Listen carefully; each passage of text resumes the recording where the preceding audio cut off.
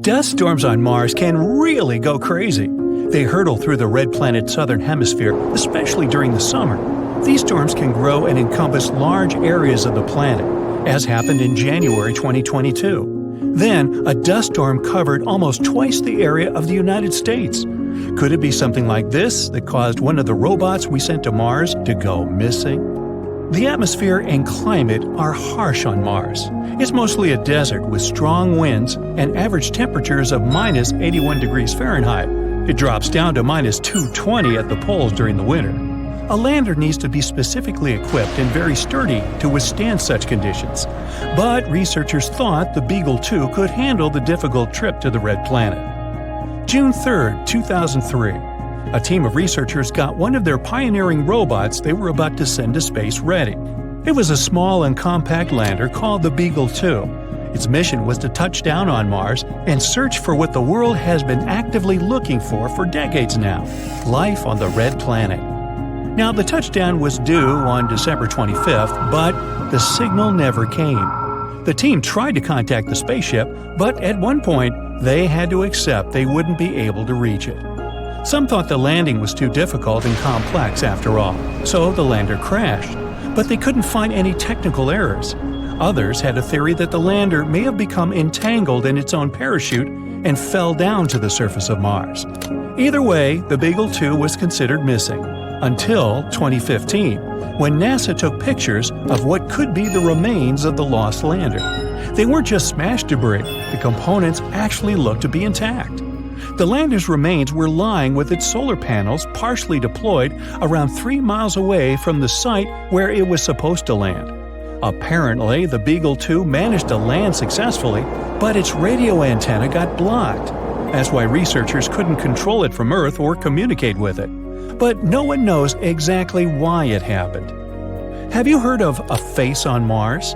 In the 1970s, one of NASA's spaceships took the iconic images of the Martian surface that showed a face-like formation, as you can see in the upper part of the picture. If you have a rich imagination, you can easily see a nose, 2 eyes, a mouth, and an unusual hairdo. Some even thought it was a monument built on the red planet by another civilization. How about some other unusual things people have found on Mars, like Happy Face Crater? You can easily see why it has this nickname. Or rocks in different shapes, a pancake, brachiosaurus, or a fish. Mars also has a waffle-shaped island on its surface. It's a 1.2-mile-wide feature you can see in the area of lava flows. It might be the result of lava pushing this formation from below. It seems astronomers have also got some images of blue dunes. It's a sea of stunning dark dunes that strong winds sculpted into long lines. They surround the planet's northern polar cap and cover a region as large as Texas. The red planet is usually known for its brown sandy dunes, so these ones certainly came as a surprise. In reality, though, they're not really blue. If you could visit Mars right now just to take a look, you'd see that these dunes appear brown and orange like the rest. And the picture is a false color image. Scientists often use false colors to highlight differences in something. For example, here it's the difference in depth. Also, the biggest valley on Mars is so large it could eat our Grand Canyon for breakfast.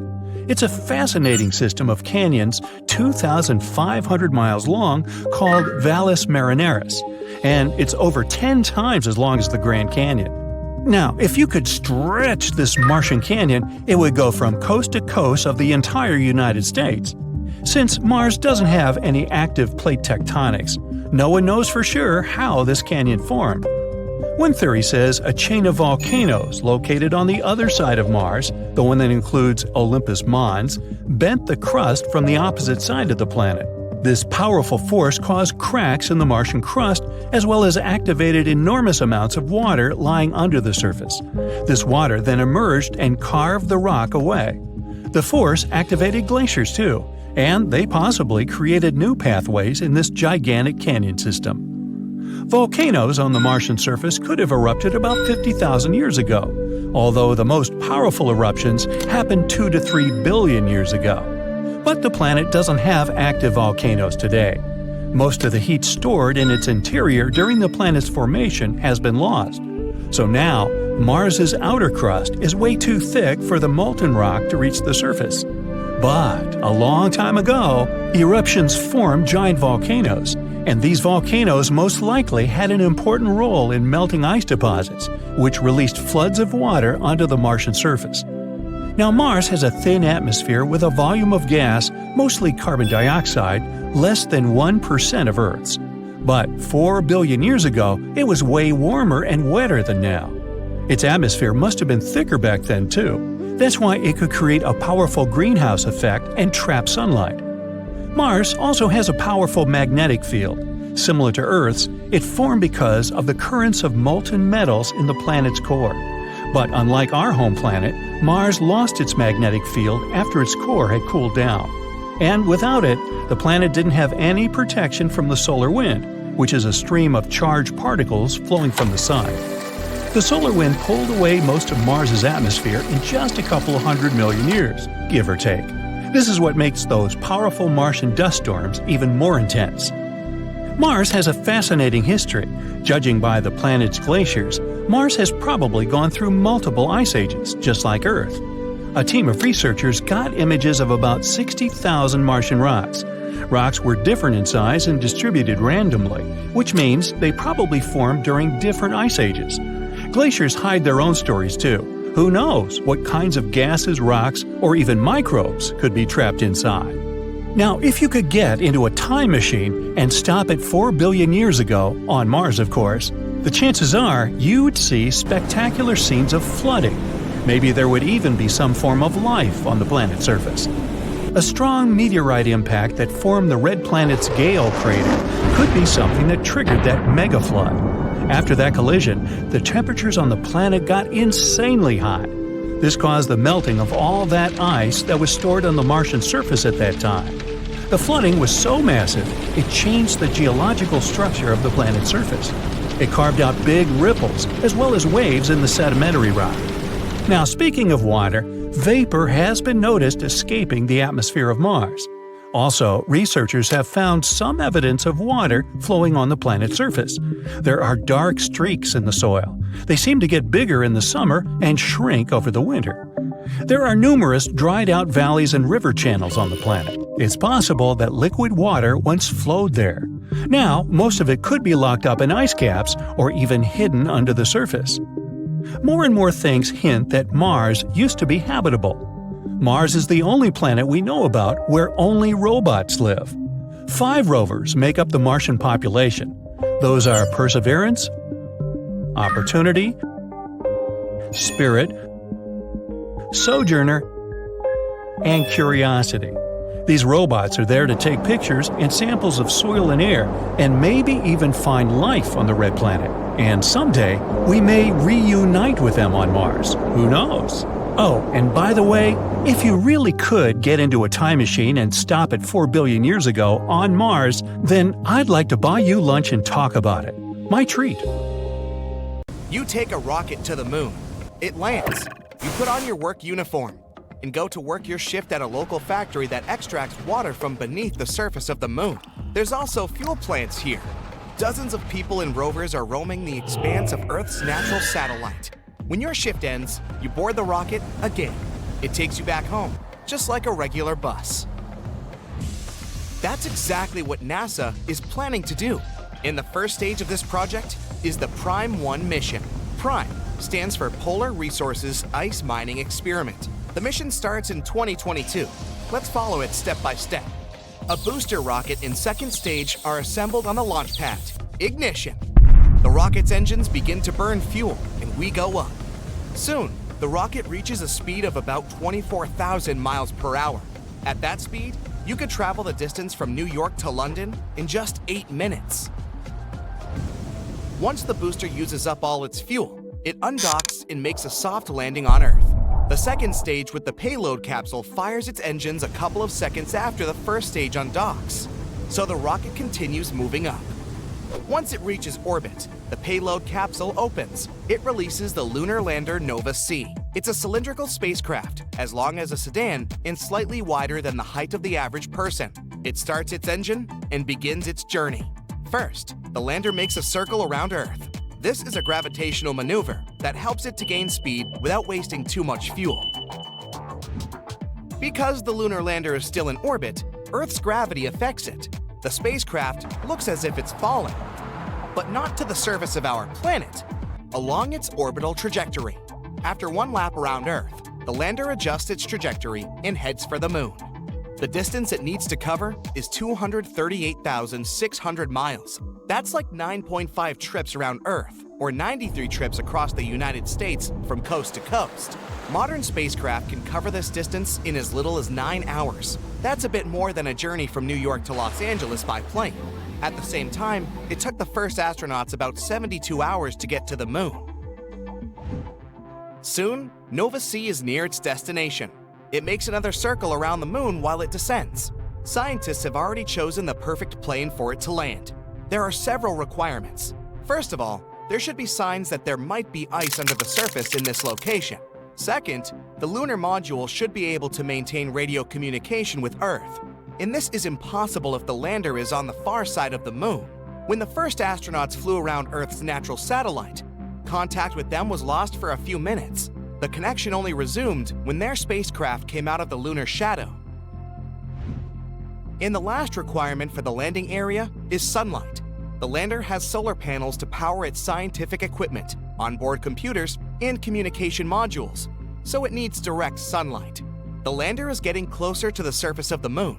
The spacecraft is slowing down as it approaches the landing site. Now, it's almost hovering in midair. A few more seconds, and touchdown! The spacecraft makes a soft landing. It's time to drill through the surface. For this, the lander has a device called the regolith, an ice drill for exploring new terrain. To put it simply, it's a large, 3-foot-long drill. That's almost as long as a grown-up person's leg. Once the right spot is chosen, the device gets lowered into the lunar soil. Drilling will have several stages. Lander will have to lift the drill several times to get the soil out of the drill hole.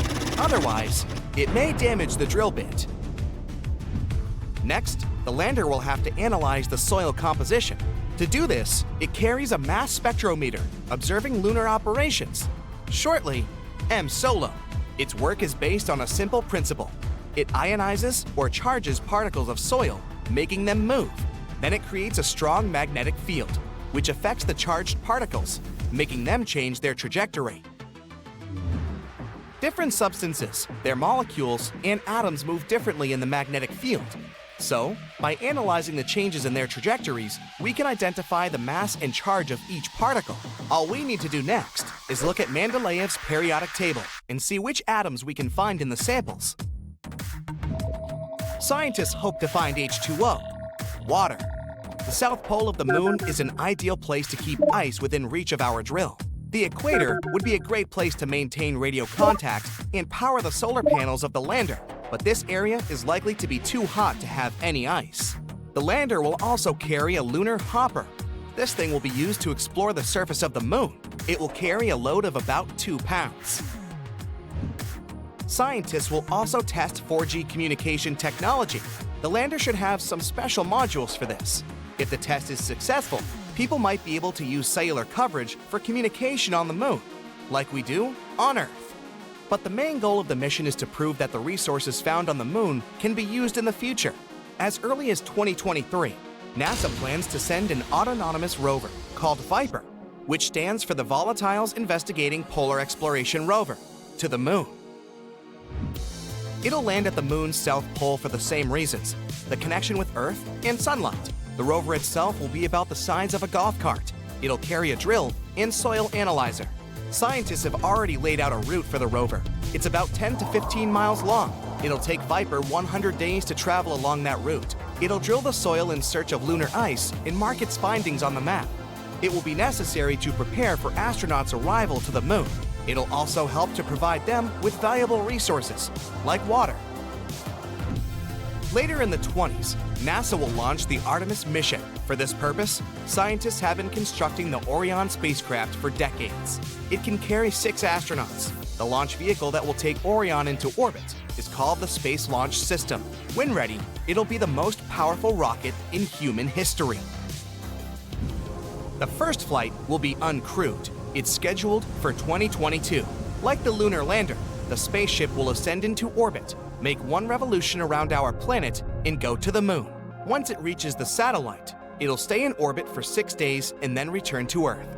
It'll spend a total of 25 days in outer space. The second mission is planned for September 2023. This time, we'll send 4 astronauts to the moon. They will fly around Earth's natural satellite and return without landing on the lunar surface. This will be the first crewed mission to the moon since 1972. The third mission, Artemis 3, is scheduled for the 55th anniversary of the first lunar landing in 2024. 4 astronauts will travel to the moon's orbit. Once there, 2 of them will move to the Starship HLS. This is a new lunar lander designed by SpaceX. Then they will make a soft landing on the moon's surface. The astronauts will spend several days there. Then the lander will fly back into orbit, dock with Orion, and return to Earth. There's also plans to build a space station in lunar orbit, the Lunar Orbitable Platform Gateway. It'll be almost like the International Space Station. It'll be assembled from a lot of modules, just like the ISS. There will be a power and propulsion element. This is going to be the first module equipped with engines for maneuvering and propulsion. There will also be solar panels that will power the station. One more module will serve several purposes, including communication and refueling. Then, there will be several living modules. They will be able to host several astronauts for a period of up to 90 days. That's where they will eat, sleep, train, and conduct scientific experiments. The station will be equipped with a robotic arm.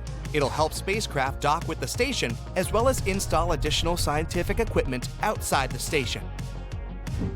There will be an airlock module. Incoming spacecraft will be able to dock with the station there. It'll be like a parking lot for dropping off and picking up passengers. Astronauts will be able to use it as a door to outer space. There will be a sample return vehicle, a small spacecraft that will deliver samples of lunar soil to the station. It'll be fully robotic. The Gateway will be much smaller than the ISS. For comparison, the near-Earth station now consists of 11 modules, and its total cost is about $150 billion. In the future, we'll use this station as a launch pad to send spaceships to other planets, like Mars or into deep space. Rockets launched from the ISS will need much less fuel because they won't have to fight Earth's gravity. But the astronauts on the Gateway will be in more danger than on the ISS because of radiation. Earth's magnetic field acts as a shield that disperses the sun's harmful rays. And astronauts staying there don't get much more radiation than the passengers of a commercial airplane on Earth. The moon is too far from our planet's magnetic field, so all the modules of the Gateway station will have to be additionally protected from solar radiation. Hey Mythbusters! Today we're debunking some classic space myths. Hop on the next space shuttle and let's get to the bottom of these tales once and for all. Picture this. You're floating weightlessly in space, sipping on a cup of delicious hot chocolate, when a peculiar thought pops into your head. Can you scream in outer space? And if yes, would anyone hear that scream? If you've watched the movie Alien, then you know the answer to this one. You can't hear sounds in outer space. It's not that sounds don't exist. It's just that you can't hear them. There's no one better to clarify this myth than Chris Hadfield. He's been on a couple of spacewalks during his life as an astronaut. And once you're out there in the darkness of space, you can't hear anything. All you hear is silence. Complete silence. But hey, just around the corner is a massive ball of explosion, aka the sun. We just can't hear the explosions happening because there's no medium for sound to travel through. It would be quite uncomfortable for an astronaut, though, if they could hear all the noises going on in outer space. Now, imagine you're zipping through space, feeling like a futuristic superhero, when a shooting star passes by your side. But wait, is it really a star? Unfortunately, shooting stars are not stars at all. They are small space rocks known as meteoroids, entering Earth's atmosphere and creating a stunning light show. Oh, and since we're debunking myths, let's head straight for another one. You've probably heard that meteors only crash into Earth on extremely rare occasions. like once every dinosaur extinguishing apocalypse. That's not true. Scientists estimate that about 48 tons of meteoritic material fall on Earth each day. But almost all of this material is vaporized in Earth's atmosphere. The bright trail we see in the night sky is what we popularly call a shooting star. Next time you make a wish upon a shooting star, remember, you're actually hoping on a tiny piece of space debris. It's not so romantic after all. Can we or can we not fly into the stratosphere on air balloons? Apparently, we can. The Earth's stratosphere starts relatively close to the ground, about 7 or 8 miles up from the Earth's surface, but it continues a long way up. If you were to fly yourself all the way into the stratosphere with some type of air balloon, just make sure you have really good equipment at hand. You'll need a special suit and some breathing devices because air starts to get pretty thin the higher you get. Of course, if you do go all the way up, you need to get a picture of the Earth's curvature. So take a chest harness with you where you can put a special camera or something like that. And how about you live stream the whole thing? That would be a first! Imagine it's been 102 days since you left Earth. You've adapted well to life in outer space, but something weird is happening to your body. You're getting taller. How is that even possible? Don't stress about it, it's completely normal. The truth of the matter is, you're not getting taller. This is what happens to your body when it's not under the effect of gravity. Our body has natural space between vertebrae and joints. On Earth, this space is almost completely squeezed due to the force of gravity. But in space, your body gets some time off of the pushing force of gravity and begins to stretch more and more. So yes, astronauts can grow up to 3% taller when they're on long missions. And here's a curiosity. NASA has that all covered when they're tailor-making spacesuits, of course. This way, astronauts will always have extra space in their suits. Once astronauts are back on Earth, the anti-gravity effect will wear off. So maybe they'll spend a few days wearing capri pants before it fits perfectly on their bodies again. Never have I ever pictured an airplane door bursting open mid-flight and a bunch of passengers being sucked into the atmosphere like flying feathers. Well, I'm betting most of you have had similar thoughts when getting inside a plane. Now imagine if this were to happen in outer space. Common knowledge says that if an astronaut is sucked out of an airlock, this person would be burnt to a crisp. Brace yourselves, because this is not only true, but the reality of it is way worse. According to astronaut Chris Hadfield, this is what would happen. The part of your body in the shade of the sun would experience temperatures of negative 418 degrees Fahrenheit, while the part of you getting sunlight would burn at around 480 degrees Fahrenheit. Your lungs would collapse, and your blood would start to boil like tea water. So you would burn, freeze, lose your ability to breathe, and boil. Yikes! How many times have you heard that astronauts have to work out every second of every day, otherwise they'll pass out? This is a complete myth. Remember we talked about gravity earlier?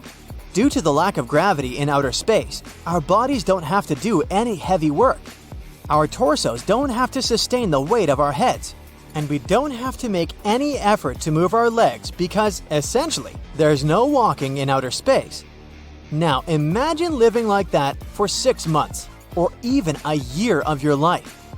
Your muscles could turn into jello. That's why astronauts work out. They'll strap themselves and run on a treadmill, or they'll do some weightlifting in a special machine. This way, their muscles won't feel the lack of gravity too much. They do need to keep hydrated though. You know what? If I was an astronaut, I'd ask NASA if I could take my super soft water flask up into space with me. You've probably heard that space smells like burnt steak or barbecue sauce. Now, as much as this sounds absurd, this myth is more true than it is false. Astronauts obviously can't smell space when they're in it because they can't take off their helmets. They usually smell it once a space vehicle docks and they open up a hatch. Apparently, what causes this smell is the presence of hydrocarbons that float around in space. Who would have thought, huh? Hey smart people, let me ask you a question. Do you really think that if astronauts fly at the speed of light, they won't age a single second? I knew you'd say no. Let's get a few things straight. First of all, we haven't figured out how to operate vehicles at the speed of light. This would require an immense amount of energy, and we don't have the technology to do that. Second, even if we managed to send a human inside a spacecraft that traveled at the speed of light, this person would still age. They would age differently than the people who remained on Earth, that's a fact, but they would still age. Do you lot really think there's such a thing as immortality? Nah.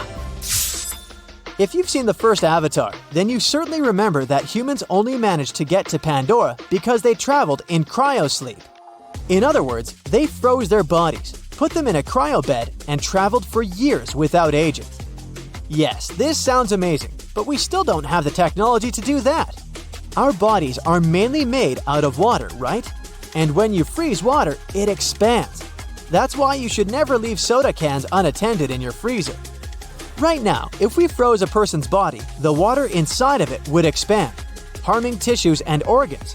So no, we can't cryosleep our way into interstellar travel.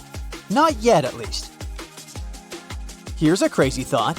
What would happen if an astronaut took a drone with him on one of their spacewalks? Unless it's a NASA-designed drone, maybe the thing would freeze and burn like humans would if they went into space without a suit. But hey, a person can dream, can't they? Ah, Earth. The third rock from the Sun. The blue planet. You get it. Its atmosphere is made up of around 78% nitrogen, 21% oxygen, and 1% argon, water vapor, and carbon dioxide. A nice balance for any living creatures to breathe. The weather here is also perfect for life to exist, unlike places like Saturn, Mercury, or any other celestial object in our solar system. We have the troposphere to thank for that. It's the densest part of the atmosphere on our planet and is 5 to 9 miles wide. It's the layer of the atmosphere that always affects our weather and secures the right conditions for life to exist and to have bodies of water.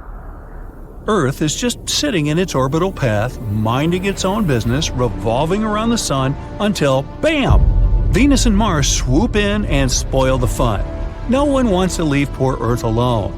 These two relatively large celestial objects moving toward Earth will have dire consequences for our planet, starting with changes in its orbiting trajectory path.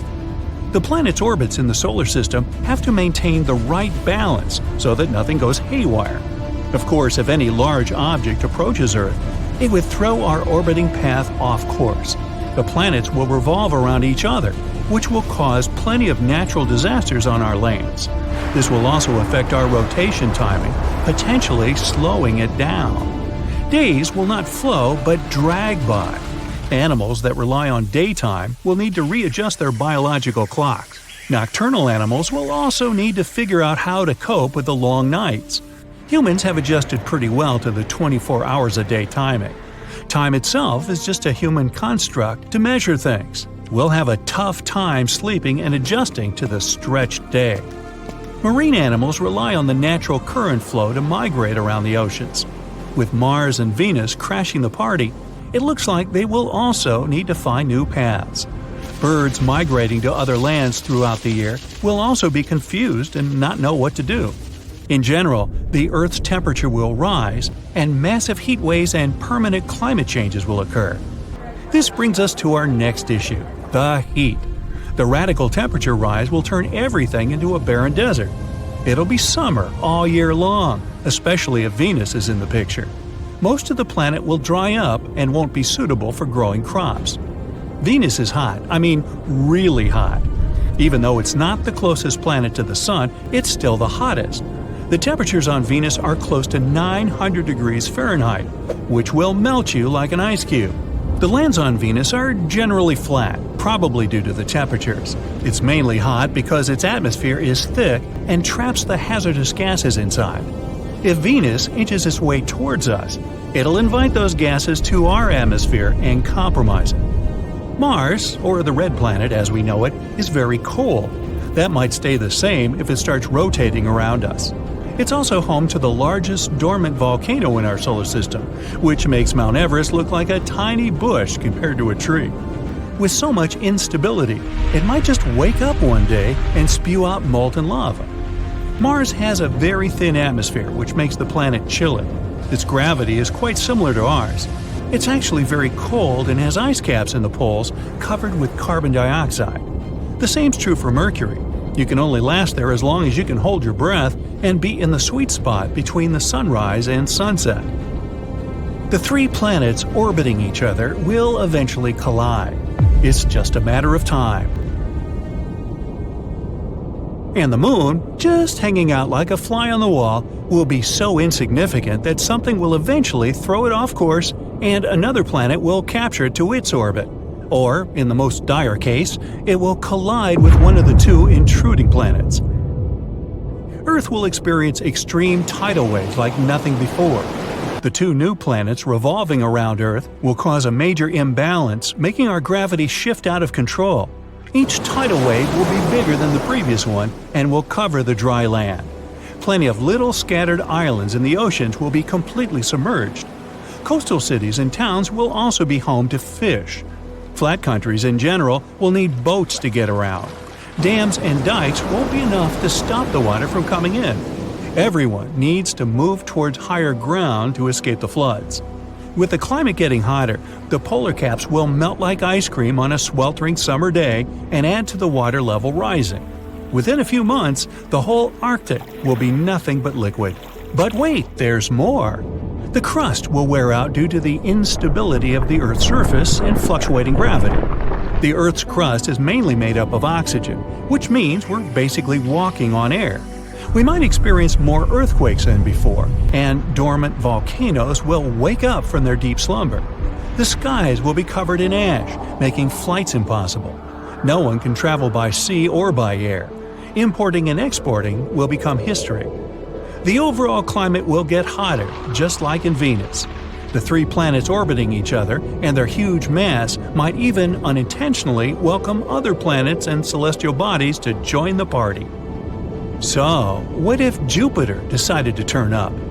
Now, Jupiter is the largest planet in our solar system. To give you an idea, the Earth would be just the size of a grape if Jupiter were the size of a basketball. It also has the largest storm we can perceive. That's known as the red spot, a place twice the size of Earth that has hurricane-like storms that have been going on for hundreds of years. Now, by the time you're done watching this video, you can expect the storm to still be going at it. Since the planet is huge, gravity must be quite strong here. It also has many moons, some of them of our little Earth. There will be no room for any proper space among the planets. Jupiter's moons will be thrown off course and latch onto other planets around. Some of the moons might collide with each other, causing massive debris to be displaced all over the place. The gravity of the planetary party will attract comets to enter the atmosphere, potentially crashing down on us. Oxygen levels will deplete, so the Earth's crust crumbling will continue. It'll rip open the ozone layer, causing heavy strokes of ultraviolet waves to enter our atmosphere. We won't be able to step outside for too long without some protective gear and oxygen tanks. Human civilization will change drastically. We'll all live in sheltered containers that will provide clean air and safe and filtered sun rays. The shelters will be sturdy enough to withstand frequent earthquakes. We will grow only enough crops to sustain ourselves until we leave the Earth. Since it'll only be a matter of time before the planets collide, the next step would be to create large rocket ships to fly us out of the Earth. With Mars, Venus, and Jupiter revolving close to us, it won't be easy to do so. All the space debris will be blocking us from exiting the space zone area. The only safe place outside this region will be many millions of miles away, where only single planets exist. They may or may not have the conditions to host life, but humans will have the technology to land just about anywhere with similar gravity and construct the right shelters. Eventually, Mars, Venus, Earth, and Jupiter will collide with each other and break like eggs, like a big space omelet. Don't forget the moon's crashing and breaking in the mix, but we'll already be far, far away by then, hopefully.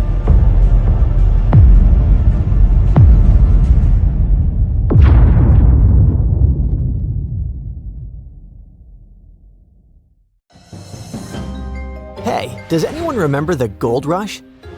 Back in the 19th century, prospectors were flooding California rivers with a pan in hand, chasing wealth. Well, scientists now say it might be time for the moon rush. Because apparently, precious metals worth over $1 trillion could be hiding underneath the surface of the moon. That's a lot of money. However, can we really reach it? And if so, who does it belong to? If you have ever paid close attention to the pictures of the moon, you probably noticed a lot of holes and craters. Our satellite is like a giant Swiss cheese. It has over 1.3 million craters, if you count those larger than 0.6 miles. But today, we're focusing on about 6,500 really big ones, those over 12 miles wide. Those were not made by little green men or little green moles, but rather by asteroids crashing into the moon since eternity. Scientists compared moon scans to meteorites, and after crunching the numbers, they think there could be a fortune in platinum hiding in those craters. What's exciting is that many of these resources could be just a few feet beneath the surface. The moon doesn't have an atmosphere like Earth, so there's no wind, rain, or earthquakes messing things up. That means those asteroid crashes left their priceless metals pretty much right where they landed, undisturbed in lunar dust for millions of years. With each crater like a giant space bowl catching platinum, iridium, palladium, and other metals. On Earth, we have to drill super deep just to get a tiny bit of these. By the way, did you know that most of the mineable gold on Earth likely came from ancient meteorites? When Earth first formed, almost all the original gold sank into the core. The stuff we can actually dig up today is probably what's left when space rocks slammed into the crust billions of years ago. So maybe you wonder why not reach for the asteroids and mine there? Well, that's because they're out of reach. Yes, in theory, it would be possible to mine from asteroids, but obviously the moon is way closer and easier to get to than any other giant rocks floating in space. We've already walked on it and brought back pieces of it to Earth, so it's fair to say we are familiar with it. This makes mining it a much smarter step than chasing unpredictable asteroids. However, asteroids are next on the list.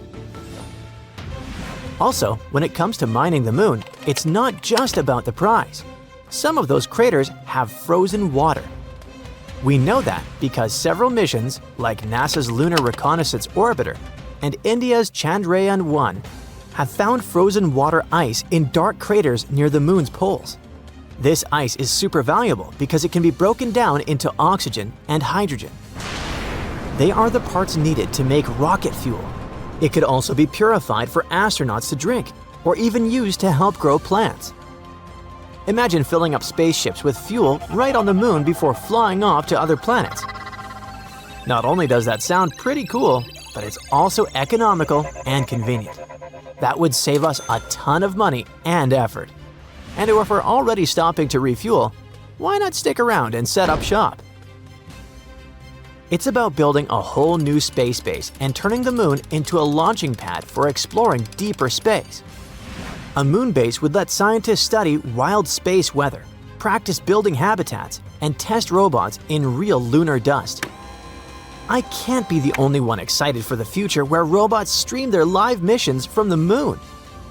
The skills and knowledge we develop there could be essential for living on Mars or exploring the moons of Jupiter and beyond.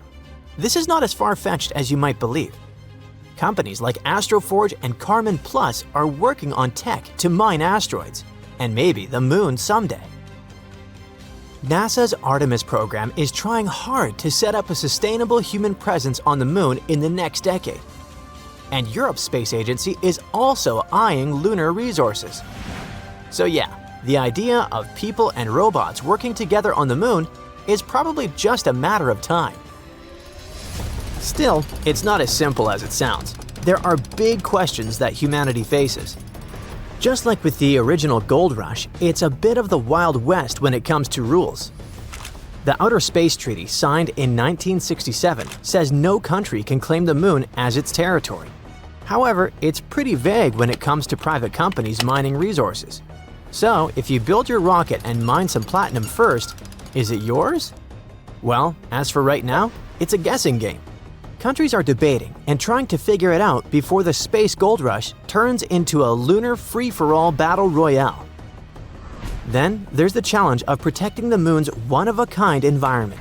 Some craters are so quiet that scientists dream of turning them into giant space observatories that study the universe without any radio noise from Earth. Mining nearby could shake things up or kick dust into the air. Lunar soil could damage the sensitive gadgets and ruin the billion-dollar science experiments. That would definitely annoy researchers. Plus, some parts of the moon have been untouched, and mining could wipe out cool spots we haven't even fully explored yet. So basically, we want to make sure we don't turn the moon into a lunar construction site before we've learned all its secrets. That's why some experts suggest setting up protected zones on the moon, like national parks here on Earth, where mining and heavy machines just aren't allowed. That way, we get the benefits of lunar resources but keep the moon's most important areas safe for research and discovery. But here's an even bigger question. How is this thing going to affect us casual Earthlings who can't take a walk up to the moon with our metal detectors and explore? The moon's rare metals aren't just worth a lot. They could actually be super useful for future tech. Platinum group metals, which might be found in lunar soil, are used in things like medical gear, satellites, and even some types of batteries and fuel cells. If the moon really is sitting on $1 trillion treasure, it could boost tech industries and possibly lower costs. There's also helium-3, a rare isotope found on the lunar surface. Scientists think it could someday be used for nuclear fusion, providing a clean, powerful source of energy that doesn't create greenhouse gases or long-term radioactive waste. If fusion becomes possible, even small amounts of helium-3 could power entire cities. One cool perk of using resources from space is that we could cut down on all the digging and pollution here on Earth. That means less damage to our environment and more sustainable ways to keep up with our growing population's needs. On the other hand, all these new opportunities could create new challenges. Of course, there's going to be a cosmic tug-of-war with who gets the goodies. Nobody wants the fear of missing out on a moon rush. Bottom line, lunar mining isn't just a science experiment. It's something that could affect economies, technology, and the environment here on Earth, for better or worse. When I was a kid, hundreds of years ago, we had the moon bases on the covers of our science books. One of the reasons why moon landing projects became so rare is that it just wasn't financially viable. Why should a country spend resources to get to the moon if there's nothing valuable up there? However, now that we think there's something out there, everything could change. That's why I already imagine myself working 9 to 5 on the moon, fixing robots and growing moon plants. But it's time to get back to Earth, so to speak.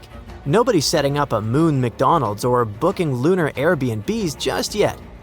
Even the most optimistic experts say we're still decades away from big mining operations or permanent lunar bases. For now, most missions will be robotic, experimental, and with price tags that will make your head hurt. So until we all get our moon mining helmets, it's something to think about while moon gazing. What about that wealth hiding on the bright side of the moon? Thank you for watching.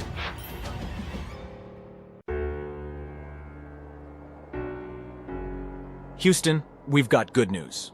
A group of select humans is being interviewed to hop on board the first commercial vacation to outer space. The space agency has given you a survey to answer. They want to know what you would pack on this space adventure. Depending on your answers, you just might be one of the chosen ones. Now, how about we take a look at that list together?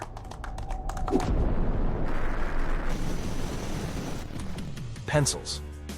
I guess I never would have thought of that, but it makes sense. Legend has it that the US spent millions of dollars trying to design a pen that worked in space. You know, since the lack of gravity is a huge, inescapable factor of life in outer space, pens don't work. The ink won't flow down as it does here on Earth. It turns out that pencils will do the trick. This way you can play word puzzles with the other space tourists, or even make some drawings of your adventure. You'd never forget to pack a toothbrush, of course. According to veteran astronauts, toothbrushes are so simple, yet their technology is enough for space. If you were to squeeze a water bottle inside a spacecraft, the molecules of water would float around in small bubbles. But if you wet your toothbrush, it naturally holds the water in it, keeping it moist to receive your toothpaste. Oh, I was going to say funny socks. Glad that you beat me to it. Here are two things. First, there's not a lot of walking that goes on in space. People don't tend to touch the ground too much up there. And second, space isn't the best place to showcase your fashion style. Yeah! Astronauts tend to use special clothes while they're out there. And it will be no different for you as a space vacationer. So socks will keep your feet warm and fuzzy, but they'll also speak for your fashion interest. Maybe one day you'll wear a smiley face sock, while the other day you'll go for a Grinch-themed one. Of course, socks are pretty helpful on board an aircraft. They'll make you slide through stuff more easily. Next time I go to the convenience store, I'll remember to buy some wet wipes for your space travel. Experienced space travelers do love them, and it wasn't even NASA that invented them, huh? Since water is a no-go inside a spaceship, the best option is wet wipes. Better yet if they're scented. Astronauts even use different kinds of wipes. They buy the disinfecting ones and the ones to use on their bodies. Just make sure you know how to tell the difference between them when you're up there. There's a popular myth that says that NASA invented Velcro. But the truth is, we tend to think that everything that's used in space was invented by NASA for a very intelligent and specific purpose. It wasn't, though. Velcro was invented for mundane reasons back in the 1950s by a Swiss company. They were adopted by space travelers because they work as anti-gravity props. They don't erase gravity, of course.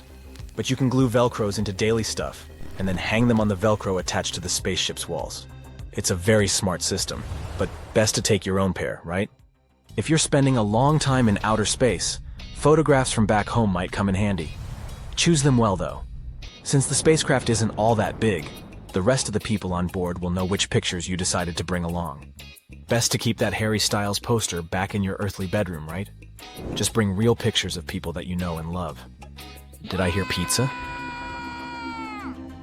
A huge part of traveling and exploring new places is being able to taste different flavors of food.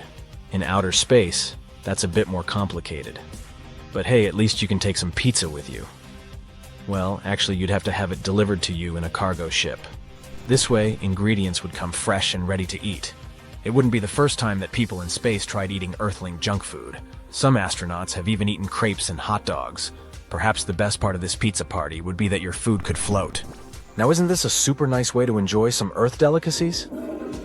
As much as I understand your desire to pack a toilet with you on this space trip, that's virtually impossible. I mean, I understand you. Some people are attached to the toilets in their homes, and a space toilet is far from the ideal experience. But NASA has been improving their toilet system, and it's the best it's been over the years. So that will have to do. Here's something I would take as well. A laptop.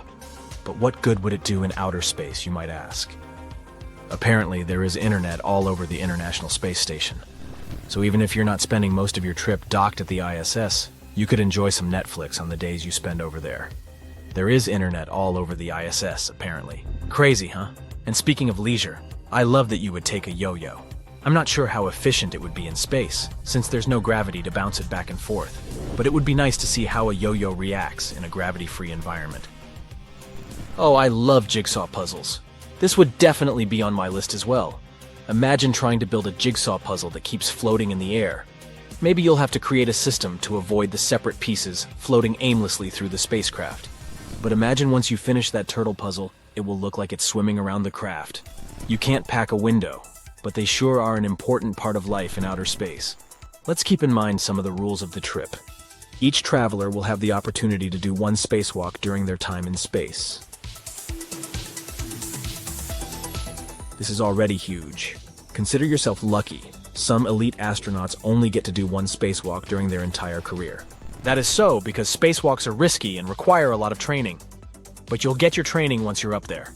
The thing is, all other days you'll be stuck inside a floating tin can. So windows will come a long way. They'll help to remind you where you are. They'll give you some perspective of space and Earth. Of course, you should take your camera. How else will you be able to register for this once-in-a-lifetime experience? Just make sure it works inside an aircraft or the ISS and you're good to go. Coffee? Don't worry, you don't need to pack your own. Up until recently, astronauts had to rely solely on instantly brewed cups of coffee when they were in space. But you're lucky that coffee experts have already solved this issue. Nowadays, there's the IS espresso machine. The machine itself is similar in size to an Earthling espresso machine, but to drink it, space travelers have to use a zero-gravity coffee cup together with a straw. If you try drinking it regularly, you wouldn't get hot coffee to hit you directly in your face. Instead, the coffee would be glued to the bottom of your cup. I have to say I really stand this invention. Last, but not least, why not pack your guitar with you? I noticed you were missing a musical instrument. If this was a conventional flight, you might have to pay extra for luggage. But since it's all included, don't be shy and take your guitar. Astronauts such as Chris Hadfield take their musical instruments with them when they're in space. He even became famous for his version of Bowie's Space Oddity, up to the point that Bowie himself told him he lived Chris's version of it. It helps to pass the time, but it's also great for socializing. Can you imagine a pretend bonfire happening in the void of space? I can, and it looks super cool. Well, I think you're set to go. I'll personally call NASA and ask them to pick you as one of the lucky space travelers. See you in outer space, amigo. This is Neptune. The next stop is Pluto. Stand clear of the closing doors, please. One day, with top-notch future technologies, one stop from Neptune to Pluto won't seem much further than Times Square from Bryant Park today. There are huge ice mountains on Pluto, valleys that go further than your eyes can see, 160-mile large craters, almost as big as the largest one on Earth, and no life. The reasons are obvious. The long distance between Pluto and the Sun guarantees freezing temperatures on that dwarf planet.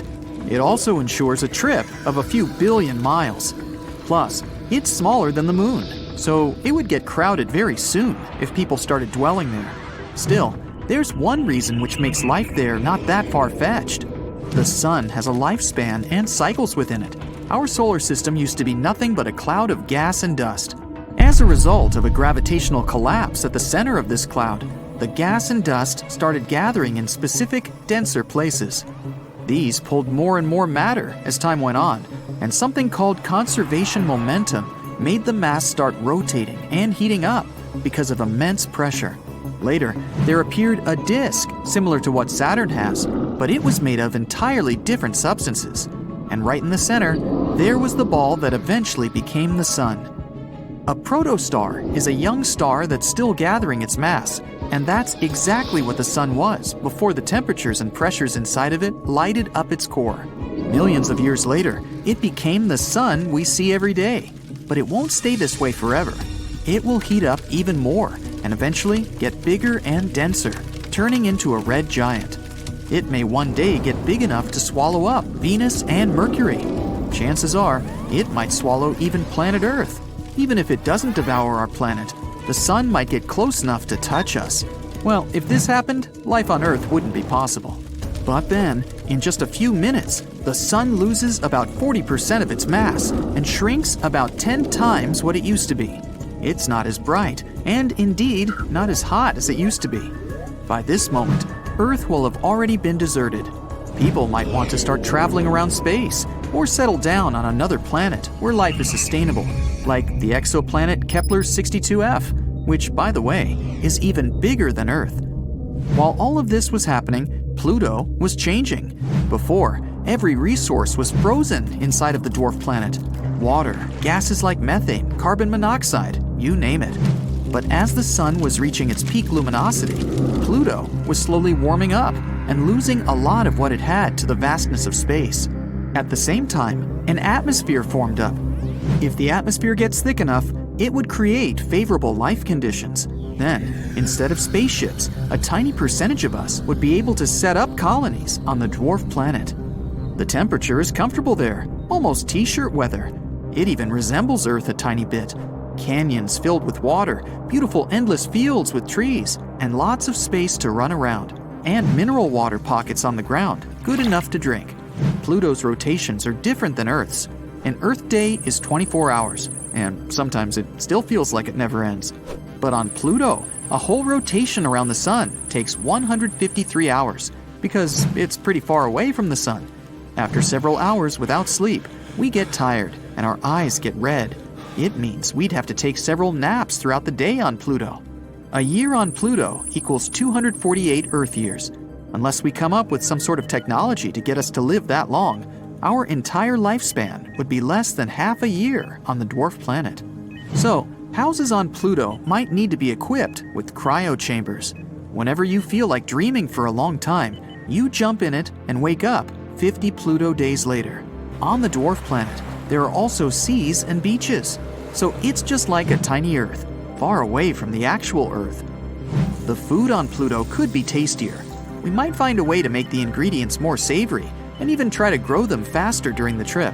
You plant a carrot, and 2 days later, it's ready to be in your salad. There could also be new ingredients for our salads on Pluto. Maybe 2-meter-tall mushrooms we've never seen before. The animals we would take with us on the trip would get released into their new home forever. And with time, they would evolve and adapt to their new environments. The law of the jungle could change a bit too. Lions might not be kings anymore. Deer are. Their antlers are twice the size of what they used to be. But to be fair, so are the deer. Most of the animals that were already here used to live underwater. But with time, the amphibians started shifting to the surface, just like Earth at the beginning of life. Pluto could only be a temporary home though. Once the sun has finally reached its final phase, Pluto would get frozen and lifeless again. People instead would need to try to find a planet that stays in the Goldilocks zone of another galaxy. The Goldilocks zone is the exact proper distance from the star like the sun, where the temperature is perfect for the water to stay liquid.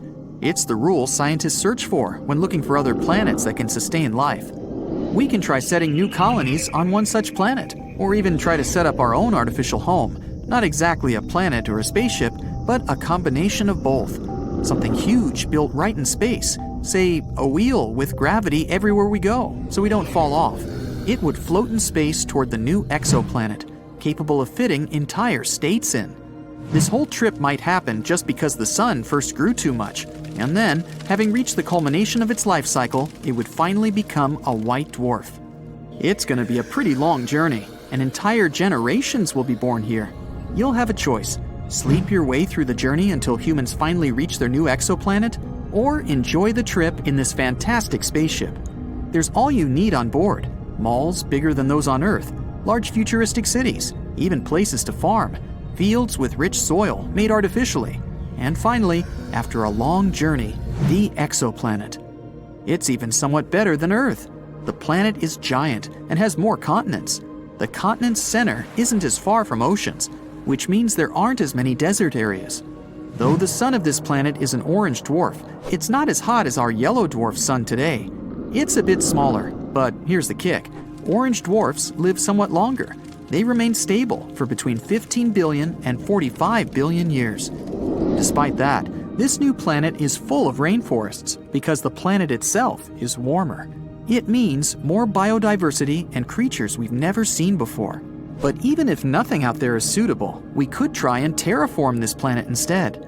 If we take Mars as an example, we could create a greenhouse effect by smashing ice-rich comets and releasing ammonia in them, making the planet warmer. We could also start planting trees. We'd probably need some Earth soil to do that, or we'd have to modify Mars's soil to be similar to ours. Sooner rather than later, the atmosphere would be close to the one we have on Earth. We'd be able to breathe too, because of the trees. Then, we can melt Mars's polar ice caps and voila, water. The problem is the solar winds and sun explosions that might strip it of an atmosphere just as quickly as we can create one, if not faster. It has no magnetosphere either, which means it can't protect us from radiation, so long-term Mars wouldn't be a good choice. Maybe out there, in the vastness that is space, there is a perfect planet waiting for us.